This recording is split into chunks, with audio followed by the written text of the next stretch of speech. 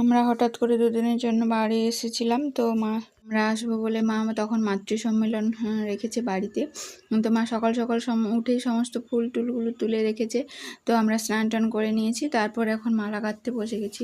এখন ভালো মালা কিনতে পাওয়া যায় না, আর কিনতে গেলে প্রচুর দাম নেয়। তো ওই জন্য ভাবলাম বাড়িতে যখন প্রচুর ফুল আছে মালা গেঁথে নিই। তো ওই জন্য মা আর আমি দুজনে মালা গাঁথতে পেরেছি।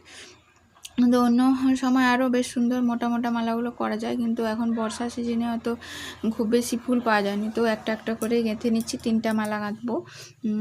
আর এগুলো যদি খুব সুন্দর সেই রজনীগন্ধার মালা যেরকম বানায় সেরকমভাবে বানা যেত, খুব সুন্দর লাগতো। আর মায়ের যে বড় মার মালাটা বানিয়ে নিয়েছে, এই যে দেখুন লাল লাল সাদা, খুব সুন্দর লাগছে। আর আমি এদিকে বড়দার আর ঠাকুরের মালাটা বানিয়ে নিয়েছি। এবার ঠাকুর সাজানো চলছে, বিকেল হয়ে গেছে, তো ঠাকুর সাজানো চলছে।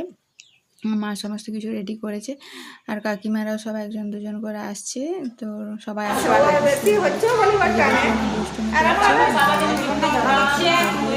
বসে আছে। ভালো তো